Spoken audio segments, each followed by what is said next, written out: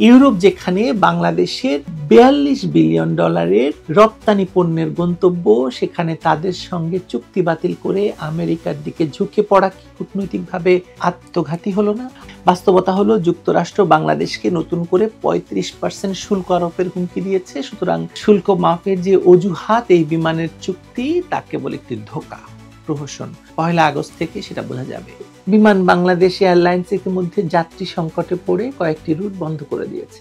Japan তার মধ্যে অন্যতম। জাপান একটি জনপ্রিয় রুট ছিল, বন্ধ হয়ে গেছে। এসব কি কেবল ব্যবসায়িক সিদ্ধান্ত, নাকি এটি একটি রাষ্ট্রকে সম্পূর্ণভাবে একটি মহাশক্তিধর রাষ্ট্রের পুরোপুরি নিয়ন্ত্রণে নিয়ে যাওয়ার ব্লুপ্রিন্ট?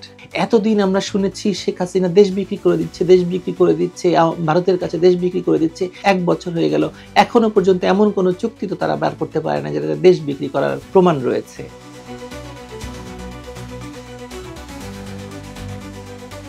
গোপনে বাংলাদেশটা বিক্রি হয়ে যাচ্ছে আর আপনি ঘুমোচ্ছেন, এখনো ঘুমিয়ে আছেন। জাগুন জাগুন। আপনি জানেন কিনা জানি না, দেশের ইতিহাসে এই প্রথম একটি বৈদেশিক বাণিজ্য চুক্তি হয়েছে যা নন ডিসক্লোজার চুক্তির আওতায়। মানে সরকার নিজেও জনগণকে জানাতে পারবে না কি চুক্তি করেছে তারা বাংলাদেশের জনগণের হয়ে। আপনি জানেন না, কারণ আপনাকে জানানোই হয়নি। অথচ এই চুক্তির আওতায় ঠিক করা হয়েছে আপনার টাকা দিয়ে যুক্তরাষ্ট্র থেকে কিনে আনা হবে 25টি বোয়িং বিমান। এটা একটা অংশ। গম কেনা হবে, আরো কত কিছু হবে জানি না। মূল্য প্রায় $5 বিলিয়ন এই বিমানগুলোর। কারণ হিসেবে বলা হচ্ছে আমেরিকার বাজারে $7 বিলিয়ন রপ্তানি বাঁচাতে এই আত্মসমর্পণ নাকি খুব জরুরি। কিন্তু প্রশ্ন হচ্ছে, সত্যি কি এর বিনিময়ে বাংলাদেশ রপ্তানি সুবিধা মিলবে বা পাবে? বাস্তবতা হলো যুক্তরাষ্ট্র বাংলাদেশকে নতুন করে 35% শুল্ক আরোপের হুমকি দিয়েছে। সুতরাং শুল্ক মাফের যে অজুহাত এই বিমানের চুক্তি, তা কেবল একটি ধোঁকা, প্রহসন। 1 আগস্ট থেকে সেটা বোঝা যাবে। সবচেয়ে বড় প্রশ্ন হলো, আপনি কি জানেন যে মাত্র 2 বছর আগে ফরাসি প্রেসিডেন্ট ম্যাক্রোর সফরের সময় বাংলাদেশ 3.2 বিলিয়ন বা $3.2 বিলিয়ন 10টি এয়ারবাস কেনার চুক্তি করেছিল।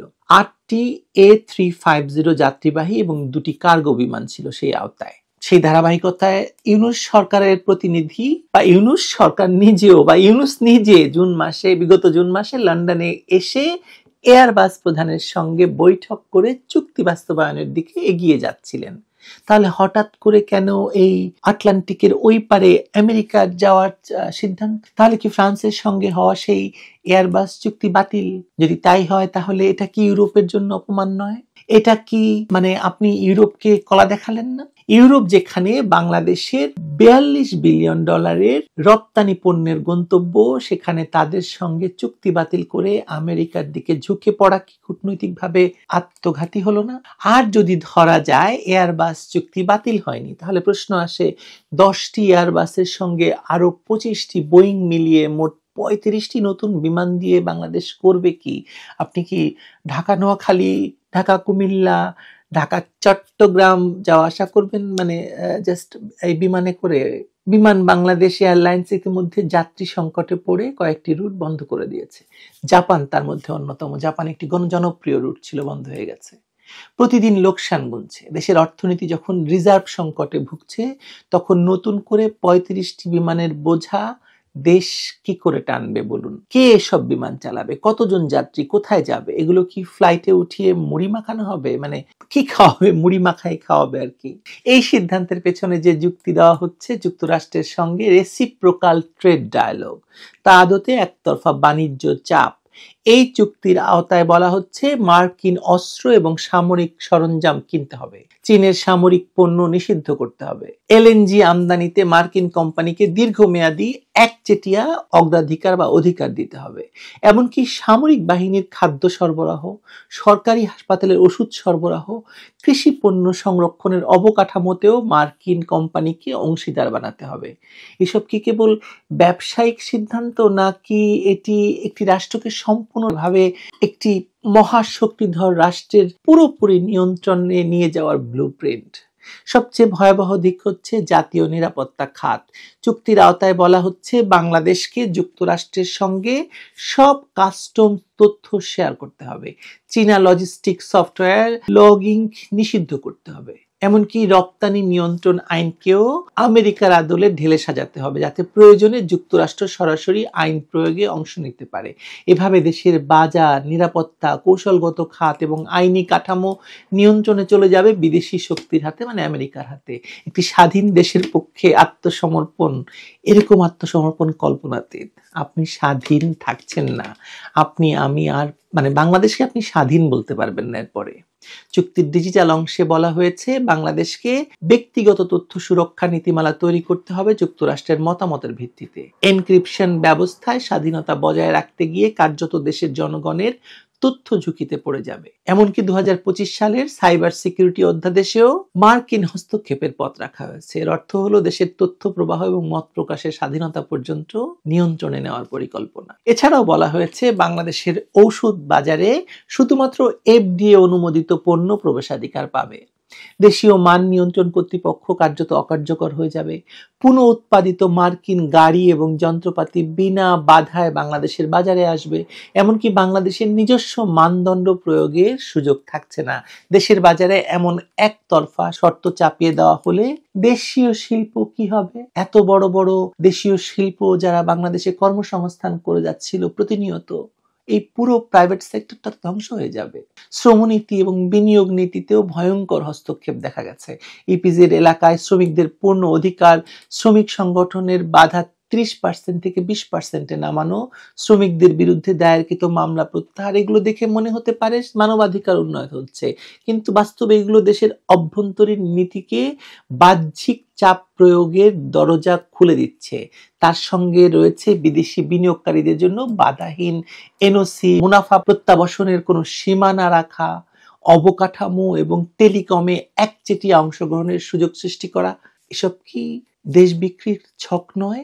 এতদিন আমরা শুনেছি শেখ হাসিনা দেশ বিক্রি করে দিচ্ছে, ভারতের কাছে দেশ বিক্রি করে দিচ্ছে। 1 বছর হয়ে গেল, এখনো পর্যন্ত এমন কোনো চুক্তি তো তারা বের করতে পারে না যেটা দেশ বিক্রি করার প্রমাণ রয়েছে। তাহলে যদি পেতো এতদিন ধরে তারা বের করতো না সেটা? এতদিন ধরে জনগণের সামনে আপনার আমার সবার মুখস্থ হয়ে যেত সেই চুক্তি। কই পায়নি তো। অথচ এই চুক্তির যেটা এখন আলোচনা করছি, সেই চুক্তির অন্যতম ভয়াবহ দিক হলো এটি গোপন। বাণিজ্য উপদেষ্টা নিজেই স্বীকার করেছেন চুক্তি একটি নন ডিসক্লোজার এগ্রিমেন্টের আওতায়, ফলে সরকারের পক্ষে চাইলেও তা প্রকাশ করা যাবে না। এখানেই প্রশ্নটা আসে যে একটি গণতান্ত্রিক রাষ্ট্র কিভাবে তার জনগণের অগোচরে সংসদ বা গণপরীক্ষা ছাড়াই এমন একটি ভবিষ্যৎ নির্ধারণী চুক্তি স্বাক্ষর করতে পারে। এই চুক্তিকে ঘিরে আন্তর্জাতিক রাজনৈতিক সমীকরণও উদ্বেগজনক। একদিকে যুক্তরাষ্ট্রকে খুশি করতে বোয়িং কেনা, অন্যদিকে এয়ারবাসের সঙ্গে স্বাক্ষরিত প্রতিশ্রুতি ঝুলে থাকা একটি কূটনৈতিক দিক থেকে আত্মঘাতী। এমন সিদ্ধান্তের ফলে বাংলাদেশের প্রতি ইউরোপীয় ইউনিয়নের অবস্থান কঠিন হতে পারে, বিশেষ করে যখন দেশটি জিএসপি প্লাস সুবিধার জন্য ইউরোপের মুখাপেক্ষী, মানে আমরা বাংলাদেশিরা। এখন প্রশ্ন আসে এইসব গার্বেজ আইডিয়া আসে কোত্থেকে? উত্তর খুব সোজা। যখন রাষ্ট্রীয় সিদ্ধান্ত গ্রহণ হয় জনগণের নয় বরং কর্পোরেট এবং ভূ রাজনৈতিক স্বার্থে, যখন রাষ্ট্রের প্রতিনিধি হয়ে ওঠে কোনো নির্দিষ্ট দেশের মুখপাত্র, এমন একজনই হচ্ছেন কে? ডক্টর মোহাম্মদ ইউনূস, যিনি আন্তর্জাতিক মহলে নিজেকে নৈতিকতার মুখোশ পরে ঘুরে বেড়ান, অথচ দেশের স্বার্থ নিয়ে তার কোনো দায় নেই। তিনি বাংলাদেশকে চান বিদেশিদের হাতে তুলে দেওয়ার জন্য। এই চুক্তির প্রতিটি পরতে পরতে তার ছায়া দেখতে পাই। মানে তখন বুঝতে আর বাকি থাকে না যে এই সরকার মূলত ইউনূস স্টাইলে পরিচালিত এক গ্লোবাল কর্পোরেট ব্রাঞ্চ হয়ে গেছে, যেখানে দেশের জনগণ কেবল করদাতা, দেশের জনগণ আর মালিক টালিক কিছু নাই। এবং সেই একই কথা এসব করা নাকি হচ্ছে উন্নয়নের নামে। কিন্তু এই উন্নয়ন কাদের জন্য? দেশের মানুষ কি এত বিমান চায়? তারা কি জানে এসব চুক্তি কোথা থেকে আসছে? তাহলে কেন চুক্তিটা নন ডিসক্লোজার, চুক্তিটা কেন উন্মুক্ত করা হচ্ছে না? তারা জানে না, কারণ সবকিছু করা হচ্ছে গোপনে, তাদের অগোচরে। তাদের পেটে ভাত নেই, অথচ দেশের অর্থ দিয়ে বিলিয়ন বিলিয়ন ডলারের বোয়িং কেনা হচ্ছে বোয়িংওয়ালাদের খুশি করতে। এই অবস্থায় আমরা কি করতে পারি? আমাদের কোনো ক্ষমতা নাই এখন। এই চুক্তির খসড়া চাইতে পারি, আমরা প্রকাশ করার কথা বলতে পারি, কিন্তু প্রকাশ করতে গিয়ে যিনি প্রকাশ করে দিয়েছেন তার চাকরি চলে গেছে। সংসদীয় অনুমোদন ছাড়া কোনো আন্তর্জাতিক চুক্তি করা যাবে না, বা আমরা জানি যে সেই চুক্তি স্বীকৃত নয়, কিন্তু দেশে কোনো সংসদ নেই। মিডিয়া, নাগরিক সমাজ এবং সাধারণ মানুষকে এসব প্রশ্নে সোচ্চার হতে হবে, কিন্তু কি হবে? মার খাওয়া ছাড়া? যমুনার সামনে গিয়ে মার খাবে এবং জল কামান দিয়ে সরিয়ে দেবে, অথবা খুন করে ফেলতে পারে। এই সিদ্ধান্ত গ্রহণ প্রক্রিয়ার গোপনীয়তা এবং কর্পোরেট হস্তক্ষেপ অপসারণ করতে হবে, কিন্তু আমরা সেটা পারবো না। বাংলাদেশ কোনো কর্পোরেট করিডোর নয়, এটা আমরা আসলে বোঝাতে পারতেছি না কাউকে। এটি একটি স্বাধীন রাষ্ট্র, রাষ্ট্রের সিদ্ধান্ত হবে জনগণের স্বার্থে, গোপনে নয়। না হলে কাল যখন আপনি জেগে উঠবেন দেখবেন দেশের কিছু আর আপনার হাতে নেই, কেবল রানওয়েতে লাইন ধরে দাঁড়িয়ে আছে বিদেশিদের দেওয়া চুক্তির বোয়িং, এয়ারবাস, যাদের আপনি স্পর্শ করতে পারবেন না, শুধু ঋণের বোঝা বইবেন। আপনি ওই বিমানে চড়ে কোথাও যেতে পারবেন না, আপনার সেই সক্ষমতা থাকবে না। বিমানগুলো ওখানে পড়বে, জং ধরবে, আপনি দেখতে পাবেন চোখের সামনে। আপনার পরনে ভাত নেই, কিন্তু আপনাদের বোয়িং আছে, আপনাদের হয়তো এয়ারবাসও থাকবে। ভালো থাকুন।